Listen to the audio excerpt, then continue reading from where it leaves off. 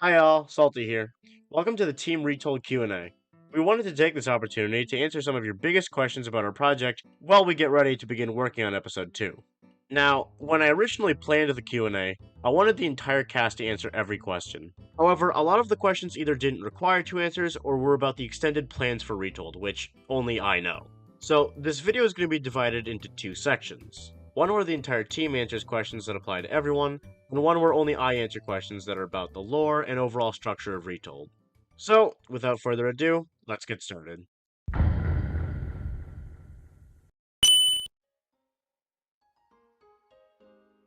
Betty is still going to be the villain. I don't want to talk too much about spoilers for Retold, but I'm going to say straight up Betty is still going to be the villain. The way that she is a villain is definitely a bit different, and again, you'll see that in later episodes, but she is still going to be the primary antagonist of our story. I'm gonna say yes and no. Chara and their influence is still going to be felt, and I think they will say that they're gonna be seen at some point. Are they gonna end up becoming the protagonist again, like in the original GlitchTale? No. I'm not gonna say any more than that just to avoid spoilers, but a big thing I wanted to emphasize with Retold was not having a character come back after they've died, but having their influence carry on. I think that was really important to me in the writing process. And I think with characters like Chara and others, I'm hoping that's felt. Yes. 100% yes. He's in episode 2 actually. You're gonna see Akumu in episode 2. We just didn't have room for him in episode 1 with all the things we had to get in. But he is in episode 2. He's still a cute little blob guy, and I'm really excited for you to see him because I also love Akumu. Okay, so here's the thing. I'm going to answer this 100% honestly. I forgot that in season 1 it was made canon that Gaster is their father. So, I guess yes, it is still canon, but it's not important to our narrative. In what we've done so far, it is still very clearly important that Sans, Papyrus, and Gaster were always very close, but it is never explicitly said that Gaster was their father.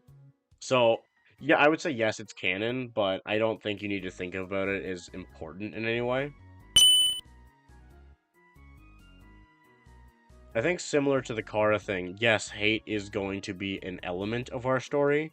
Is it going to be the main antagonist in the same sense that it was in GlitchTale Season 2, where it superseded Betty and, like, was the final showdown? No. I don't want to get too into it just because it's kind of cringe to, like, vent all my frustrations out, but when I found out that hate was gonna be the final, like, showdown of GlitchTale Season 2, I was beyond disappointed, honestly. I thought it, like, having this villain that was really interesting, kind of hyped up, and then she's not where the final confrontation is, I was really sad. So, Betty is going to be our villain from when the main plot begins to the end. She is the main antagonist. Hate, again, will have a role in the story, but it will not be number one.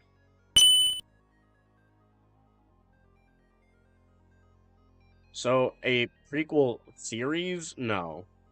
I have some plans for exploring the backstory elements of Copper, Agate, and Amber, because I do feel like it's important to our narrative.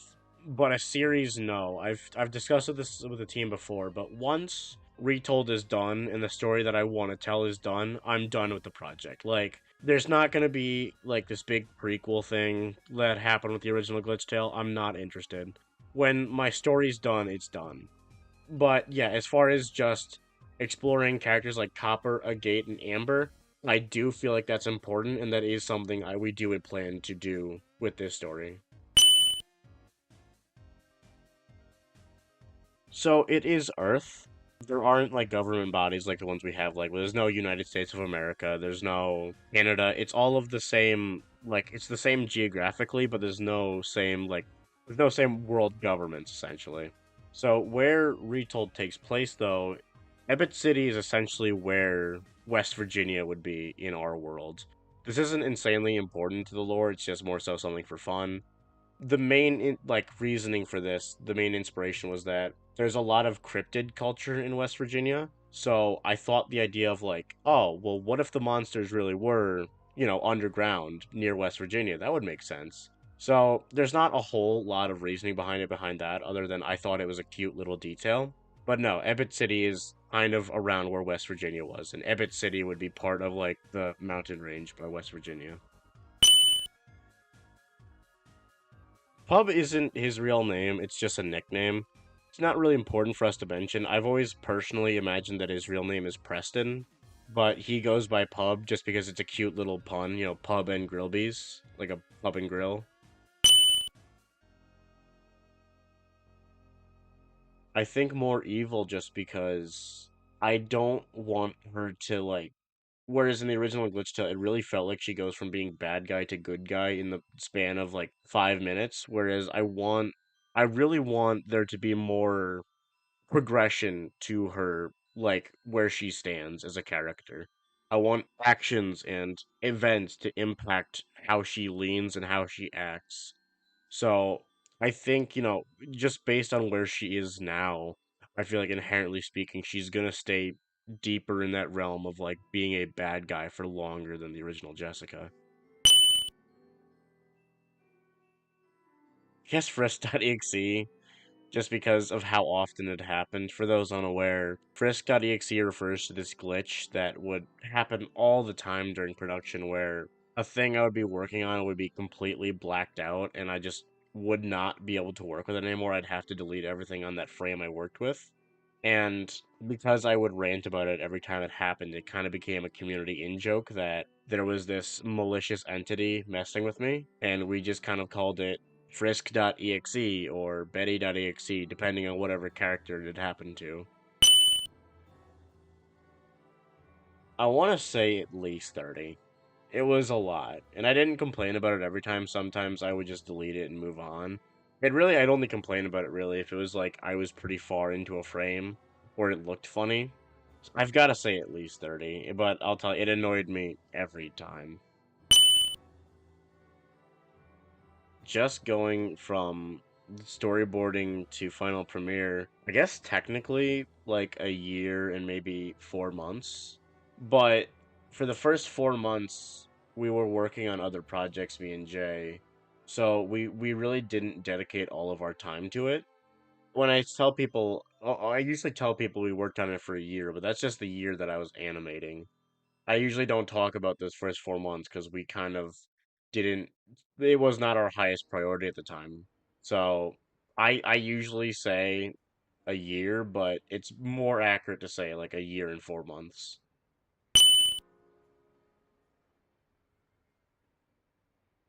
By far the longest part was scene two. Just because it's the longest scene, really. I mean, it's I think by itself 5 minutes. It's like half the episode is just in that office. And I know Jay took a couple weeks to shade it, but I had been animating it for I think 4 months.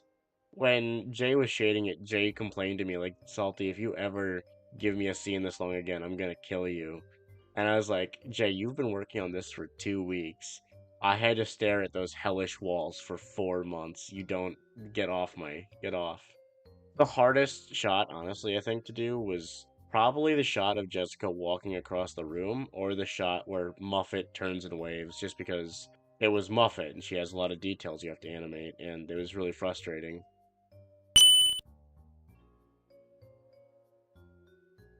Again, we're going to talk about this in the behind scenes video, but I originally approached Jay with the idea, and it was really just because we were hyper fixating on GlitchTale so much at the time, and we still are.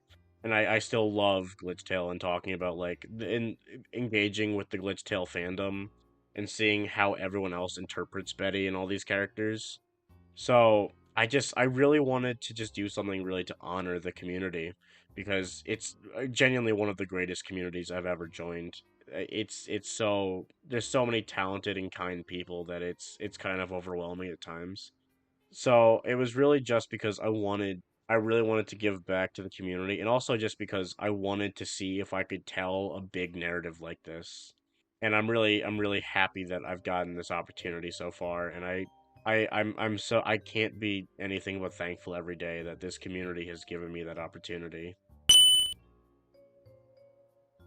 If episode 2 is not 20 minutes long, I will be amazed because I mentioned this in the last video. The script for episode 1 was 11 pages long and it ended up being 14 minutes. And episode 2 is double its length and then some. I would personally not be shocked if we hit 25 minutes. I don't know if that's exactly going to be true, but I would not be surprised.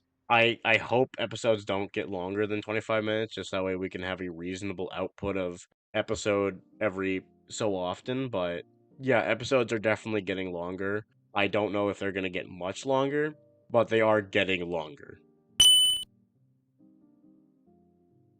Hopefully. We've had some comments before, like, offering to do subtitles for us, and I haven't gotten back to those yet because I've been really busy, but I would not be opposed at all. And this isn't really in the question, but if anyone is planning on doing a dub of Retold or in future episodes and they want to upload it to their channel, I am personally okay with that if it's a dub in another language. Like, if you dub it in Spanish and you want to upload it to your channel, you completely 100% have my A-OK to do so. Yeah, I don't think I have a problem with that. I think I would just ask that, we're credited for GT Retold. And as long as it's not being used for anything, like, weird, I think that's fine. If it's just, like, innocent little, like, crossover stuff, I am A-OK with that. Episode 2 will begin production in February. We don't have a lot of specifics planned out. We're going to be planning it out through January as we, finish these last 2 videos to tide people over until then. As far as possible release date goes, I I don't know. Like, I really don't know. This is going to depend again on whether or not we can raise enough money for some of us to be able to do this full time. And if that is the case, then cool. But if not, it's going to be like farther away.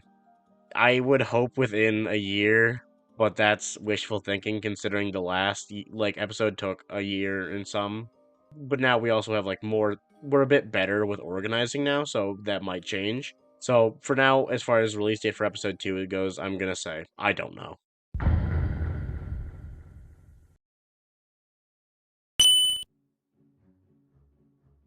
My favorite part of the episode is when Jessica and Frisk are having their meeting. I really like the political tension that is between the two, specifically with Jessica and her potential ties to the HSS, and how humans attacking monsters for being different is just kind of reminiscent to what I think about with, like, X-Men, for example. Probably had to be like probably pubs section, just like in general. I like the atmosphere there and just like the character dynamics. Very fun to watch.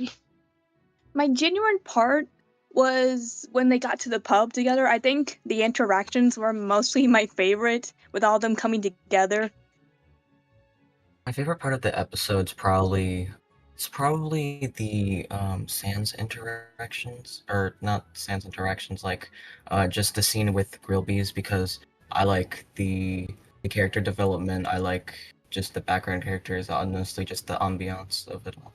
I think it has to be the scene where Betty gets introduced.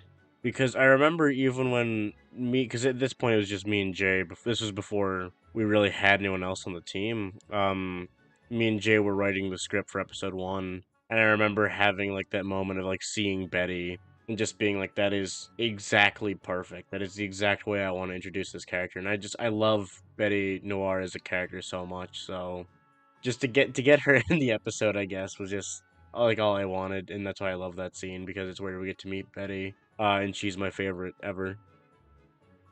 I think my favorite part of the episode was probably that's a good question. I really liked the whole Miss Gray section. I liked the little meeting. I think that was really fun to do, and I think that's like my favorite part of the start of GlitchTale was always the whole monsters integrating into society part. So I really enjoyed the expansion on that part of the story. I'd say that my favorite part of the episode is where Betty gets mad at Sans and it's just all like, the union is literally only you. think that was like one of my favorite lines to do. I really like the pub's whole setup with all the background characters and Sans popping up.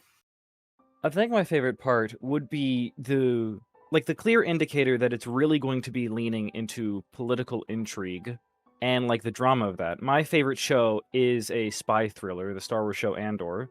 So I like seeing aspects of that sort of thing everywhere else. And also the original GlitchTale did not focus as much as it really could have on the whole monsters versus human drama. So I really like just how it was like a solid half of the episode was just really exploring the friction between an immovable object and an unstoppable force. I thought it's a really fun start, and it's like really reinvigorates my love for the series. Oh, the one where Azrael shows up. I don't know. I do like when they show up at Grillby's, I guess, and like Sans shows up because everyone likes Sans. I feel like there's a lot of like stuff that happens in it that's kind of just like kind of neat to see, like seeing Betty and like she's friends with the gang, Jessica being there like so early on. I don't know. That's like such a non-answer. I'm just like, I liked a lot of it. I thought a lot of it was cool and interesting. I guess I'll say I like the part where Azrael shows up, and I like when they go to Grillby's and they order milkshakes, and I think it's cute. I feel like I kind of touched on it, but I just think it's cool. I guess I'll always have a lot of heart for GlitchTale. So when there are projects that are like, Azrael's back, would you like to voice Azrael? I'm like, yes, let's do it. To be honest, though, when it came to voice acting for GlitchTale, I didn't really have much of a sense of like what my lines were going to be used for, because I'm sure a lot of people here have seen GlitchTale. It's like not fully voiced. So I would just get like, we need you to voice like this sort of sound, this sort of sound, this sort of sound. Sometimes I would get like audio clips of like, we want you to make the sound. So like it was, as far as like an acting experience goes, very different from Neo Madness and GlitchTale Retold. I would say Neo Madness and GlitchTale Retold also have like very different approaches in terms of how they handle recording sessions. So I would say the experience of voicing for GlitchTale, other than me just being like, this was a really cool project, I don't ever really feel like when I was doing Neo Madness, which I recorded a while back, that I'm really revisiting this character, because beyond doing a voice and like knowing a little bit of what was going on in GlitchTale, and so hearing they needed a sound, being like, maybe they need it for like something like this, it's like very hard to draw those parallels.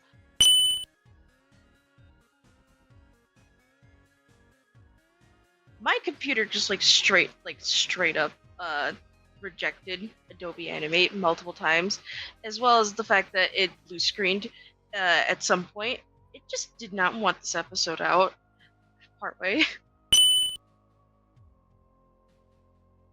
So, I found out about GlitchTale Retold because I had a buddy who was a voice actor, and he had been auditioning on Casting Call Club, and I had never heard of it. So he was like, you should make an account. So I made an account, and I decided to audition, and that's pretty much it. I just heard about it from him, and I saw the trailer. I was like, this is pretty cool. So I decided to audition for it, and I was talking to them, and I didn't know who I was going to audition for, but they were like, well, I think you can probably try Frisk. I was like, you know what? Yeah, sure. So that's how I did it, and that's the awesome story. How I was recruited. Well, there's a casting call club. I actually didn't come across it on my own. A friend of mine's actually sent me the casting call because they had auditioned for a role. Sadly, they didn't get in, but it's like really crazy to think that if they had never sent me that, I would not be here right now. Earlier this year, probably in the summer, I don't remember the specifics, I was just feeling nostalgic, and I looked up, like, Betty, just pictures of Betty. But then I noticed that there were redesigns for her, and I thought, oh, that's a clever idea. And it was AZ's art that got me hooked on it immediately. Their Betty was very cool, so I followed their Tumblr, saw they were in a GlitchTale Retold community, and I thought, oh, even perfect. This is like such a micro niche community that I can really get into, because I don't function well in big discords.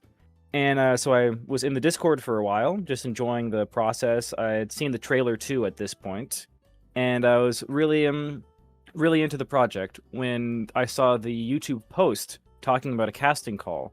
And I thought that, like, I am an aspiring actor. I've acted in a lot of things in college and high school. And I thought I should really up my portfolio. And also, I think the funniest thing I could ever put on any acting like resume is I voiced Sans from Undertale. I'm on CCC or Casting Call Club pretty often, or I guess I took a break from voiceover for like a year, not necessarily like a massive break, but I wasn't as active. And then last year I was like, I'm gonna go in hard. I feel like I haven't done voiceover for a while. I just happened to come across the casting call, and I was like, oh, that's funny. I was in the original GlitchTale, so I might as well audition. And wouldn't it be funny if I didn't get cast? Because honestly, it may be weird. I'm in a lot of projects that are, I guess, pretty popular online, but I have no conception of like people liking them, which is really strange. But I don't really interact with like the fandoms of projects I'm involved with at all. So I'm just like, yeah, no one's gonna know who I am. I'm just like somebody auditioning. I could get cast, I could not get cast, and then I got cast, and then it turns out everyone knew who I was, and I was like, oh, interesting, okay. It's a bit of a surprise to me, but also very cool. Just casting call, I looked for Undertale stuff, and there it was, and I was like, okay, cool, I'll audition for it. I think they were the same level of difficulty, because none of them were like especially long or especially, well, a lot of them were short, so they were all pretty easy, I think. And they weren't like emotionally difficult, because I was kind of just like, hey, I was training with Undyne. I'm gonna order a milkshake, and it sucks that those humans were racist. It irks me so much to think about because the delivery of this specific line just like it cringes me out so bad. The part where it's like, if there's anyone I know who could do something, it's the incredible Mix Frisk Dreamer. I don't know why it was so hard for me to do. I have no idea. I really wish I could just go back and redo it, honestly, but what's done is done. It's fine. Probably when Jessica yells enough, because I wanted to give it more of that fire, like the enough! But if I do that too aggressively, it leans more into Undyne rather than old lady. Specifically, I have a plan. Yes, we recorded I have a plan the most out of any single line. I couldn't get the cadence right, I guess. So yes, that line in particular is definitely the one that was the most difficult. The word unanimously gave me the biggest trouble out of anything I've probably ever done. I think most difficult challenge I've ever had to overtake in my entire life. On the bright side, I finally learned how to pronounce unanimously. I actually don't know anything about the original series. When I was younger, I was into a lot of the like fan verses for Undertale, but I never got too into them. Like I knew about them, but I didn't get into them. I mainly liked the main story. I think the original GlitchTale did have a really strong beginning with the first couple of episodes on the political aspect specifically, especially when Jessica and Asgore have their confliction with Alina being one of the fallen children that was used to break the barrier. I thought that was a really nice way to escalate the tensions that were already pretty tight between monsters and humans, and it was just really disappointing to see that essentially just become non-existent as the story progressed further. Jessica's redemption arc in particular to me was one of the biggest flaws to GlitchTale in my opinion, just simply because it just felt rushed. It didn't feel like it was a natural progression, because people, when they have like bigoted views or biases towards fresh groups of people, it just doesn't go away immediately overnight. It takes a while to break down those biases, and it takes learning, and not everybody is going to forgive you, and that's okay. That's something you have to accept. That's a core theme to Undertale, might I add, and that's something that isn't addressed in that aspect of GlitchTale. I mean, it's kind of is with Gaster and Asriel, but even then, Asriel's disdain towards Jessica just fades away after Gaster attacks her. I feel like the relationship between Gaster and Jessica was nice in that regard, but other than that, the rest of it just kind of fell apart when, like, Sans was revived specifically. that was just for fan service in my opinion, and I just really didn't like that. I just wish the characters would stay dead, because it would add more tension to the story in my opinion. My thoughts on the original GlitchTale is that it is the prime example of having a good idea and executing it in the worst way possible, because it really felt like sometimes things were being thrown at the wall and then immediately forgotten about, and then eventually they'd fall back down onto the floor and they get picked up again. So it felt very messy, and there was a lot of things about it that just didn't make any sense. But it was also a big part of my childhood, and I think without that kind of stuff and Undertale AUs and everything, I would not have the amount of friends that I have today. So, of course, there's always the good in the bad. I think it has a few plot holes. It's not the best story, but it has a lot of potential. And this series that we're making right now, we are bringing that potential to life. It had a lot of plot holes in the original. There was a lot of character flaws and all that, but we're hoping to make it better with this story. I am not too caught up with GlitchTale. I was into it when I was younger, but honestly now I just all of that kind of just got lost with time for me. I love the animation. The fight scenes were absolutely stunning. However, I think that there isn't as much character development, and in Retold, I think that outshines the former in a bit. I had watched the original GlitchTale probably around when it was coming out. As a young Undertale fan who liked that sort of fight animation style, I was really into it. I followed it until it ended. Didn't really get into any of the origins or the other stuff from that. I just have really fond memories of watching this series that I basically grew up with, and it just made me like that rose-tinted glasses, I suppose, when I rediscovered GlitchTale through the Retold community, made me very excited to join it. It has a lot of the foundational type stuff that AUs had back then. I don't know how to describe it. It was kind of charming to watch back then, but now looking at it, where I'm trying to find more serious stuff to watch or things like that, I wouldn't be able to enjoy it the same. Obviously, I'm always gonna have some fondness for GlitchTale because that was a huge project that I was a part of, and I've there are a lot of other GlitchTale related projects that I've participated in just because I think there was a lot of stuff in GlitchTale that was pretty cool. I think the exploration between the relationships of humans and monsters being a bit more dived into in GlitchTale is really cool. I think this concept of the what is it, detriments of resetting, with the glitches is interesting. So it's cool to see people revisit that. I think there are some interesting ideas in GlitchTale, and I think it's cool to see projects like Retold explore things that in the original GlitchTale might not have been as fleshed out as they could have been, or taking a different approach on some of those, I guess, interesting concepts in a different way. I think I still like GlitchTale. I mean, it was such a big part. It was such a huge inspiration for me growing up. I mean, it was really inspiring to just see something that big.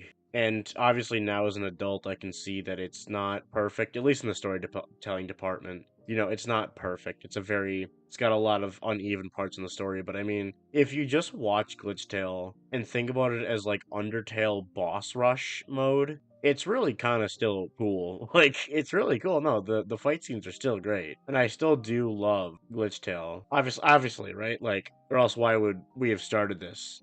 So yeah, I still love GlitchTale, but I also feel like I can't ignore that it is deeply flawed. Thank you guys so much. This was huge for me. I have only been in a little smaller projects that only get a couple hundred views, so having this blow up the way it did to lead to an IMDb, that blew me and my family's minds. It's just, thank you guys so much for all the support. It's incredible. Thank you so much for your support of this project. It means the world to me as a project rewriter myself, and it is a love letter to the community that many of you certainly are a part of, and I appreciate every single one of you. Your support means the world to us.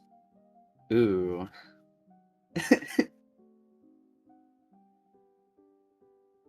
Oh, I got you. Stay determined.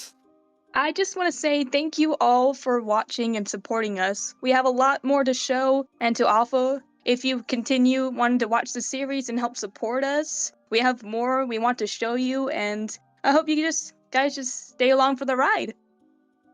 Well, I'm glad people like the episode, and I'm glad people like Betty Noir, and I'm excited for the future of the project. And to the people who watched it, thank you for just sticking around, because I know the production of the first episode took about a year, and just to see all these people just so dedicated to retelling something like this. It's really cool to me. So thank you all for your support and your love, and just for everything. Come back for more, because I'll have more lines in the next episode, I think. I don't know, I haven't read the script yet. It has been an amazing journey doing this whole, both just being in the REDD community, like the GlitchTale community, as well as working on Retold. And I hope that doing this project, as well as other projects like Neo Madness showing up, really makes people start thinking about their remakes and trying to make something out of it. Comics, games, animations, whatever the fuck they want to do. I hope they make something really good out of it. I hope you like it. Thanks for listening. Comment below that you want to see Azriel get a solo episode, so that I can voice more Azriel. Don't actually do that though, because I'm sure that there's a plan in mind, and what Azriel does or doesn't do needs to fit into the larger narrative. But yeah, just keep on supporting and have a nice 2026.